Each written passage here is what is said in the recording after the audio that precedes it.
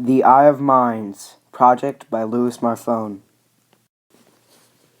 Hi, as you saw on the last slide, my name is Marfone, and I am doing a project on the Eye of Minds. On this second slide, I'm actually going to give some background information about the book so that you are not completely lost as I talk. So the first thing you should probably know is that this is a futuristic book, which means people are very technologically advanced in this book. The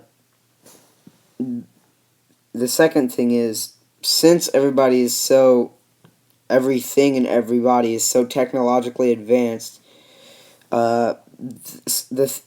something called the VertNet has been created, which is a virtual reality of the world where that you get to through the coffin. The coffin is just like a metal box that people get into, and it puts them to sleep, and when they wake up, they are in the virtual world. The VertNet is actually where this story takes place, and if you die in the VertNet, you will just wake up in your coffin again. A third thing you should probably know is that in the VertNet, people do something called coding, which is pretty much hacking the VertNet system to get or do something. For example, if you want a $50 hamburger but don't have the money, you could just code or hack the program and get the burger without paying. Here's a picture of what the codes would probably look like. The main character in this book is named Michael, and his parents are gone a lot, so he lives with his Aunt Helga. His two best friends who share this adventure with him are Sarah and Bryson, and they are all three very good coders. The last thing that you should probably know is the main antagonist in this book is Kane. He is a cyber terrorist who is wreaking havoc upon the VertNet world. He is the greatest coder who ever lived and becomes very involved in Michael's life. Now that I've given you some background information about the book, I will begin to talk about the rising action.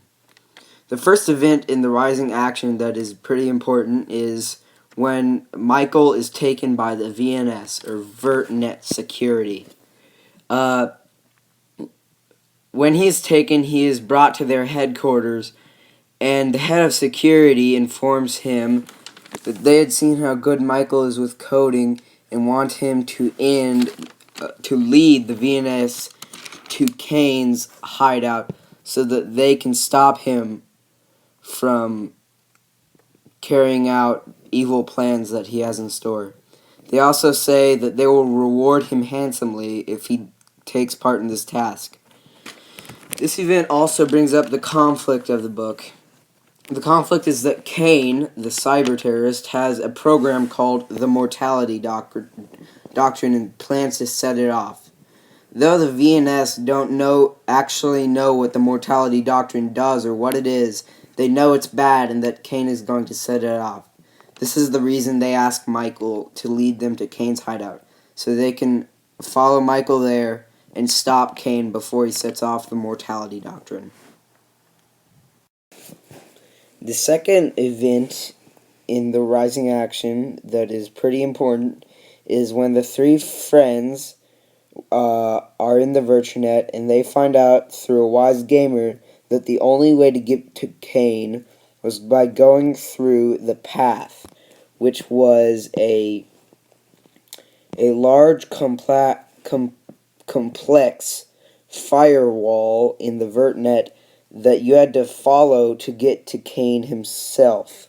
This path was filled with deadly traps that are meant to kill you.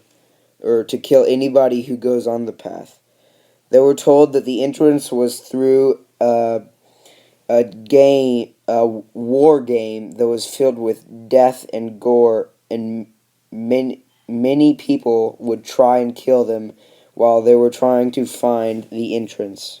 Soon after they found out about the path, monsters were sent by Cain himself to kill them. They were monster dogs that could suck, that could destroy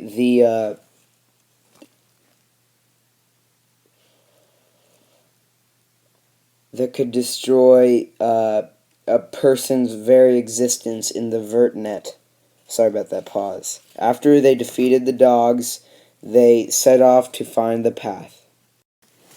A third important event in the rising action of this book was when Michael's first best friend, Bryson, died. They were on the path, and they were in a room full of monstrous zombie people, sort of like the person in this picture, that killed anything that really moved fast or was loud or anything in that general area. And so what happened was they were moving pretty slowly through the hall, and Michael finally, after a few hours of walking, saw the door that would get them out of the horrifying room of zombie people. Suddenly, Bryson yelled something about Cain not actually being human. Then he ran towards the door and tried to get out before Sarah and Michael. This didn't work, though, because all the zombie people attacked him and literally ripped him apart. Sarah and Michael had to go around the giant horde of monsters to get to the door, because they could not help. Later, though, Sarah and Michael found out that Cain was actually a computer program, or tangent, is what they called it. And this led them to believe that Bryson actually had a sudden realization about who Cain really was before he died. The final event leading to the climax of the story is when Sarah died and left Michael to finish the path alone. What happened was that Sarah and Michael were running through a volcano and were very near the end of the path. Suddenly, out of nowhere, a random blast of lava shot up through the floor and hit Sarah square in the back. Obviously, this hurt her, and soon after, Sarah died of her wounds. After her body disappeared, Michael moved to the exit of the volcano. On the other side of the exit, Michael finally faced Cain. The climax starts when Michael exits the volcano. He appears in awakens, I guess, in a castle from the Middle Ages. The first thing that happens after he starts exploring the castle is that he finds a room full of people who are apparently having a meeting. Quickly, he figures out that this is actually a room of tangents who are in the form of people. The leader of these tangents is Cain. He quickly orders the other tangents to capture Michael, and after that, Michael was taken hostage. hostage. Suddenly, the VNS burst in, and all-out war starts in the castle. During the confusion, Kane's men bring Michael out to the surrounding woods of the forest, where Kane himself waits. There, Kane changes Michael's life and tells him that his whole life he had been another tangent whose real world had just been an extremely realistic version of the VertNet. After that, Michael woke up in the coffin. After Michael woke up, he checked his messages because he had been instructed by Kane. He had been instructed by Kane to check to look at his messages. Surely enough, there was a message waiting for him from Kane.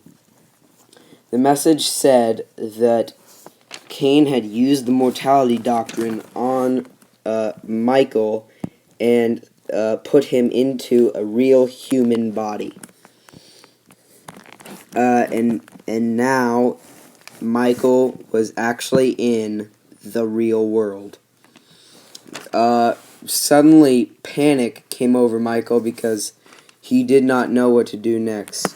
But eventually, he got up and went to the kitchen because now he was hungry.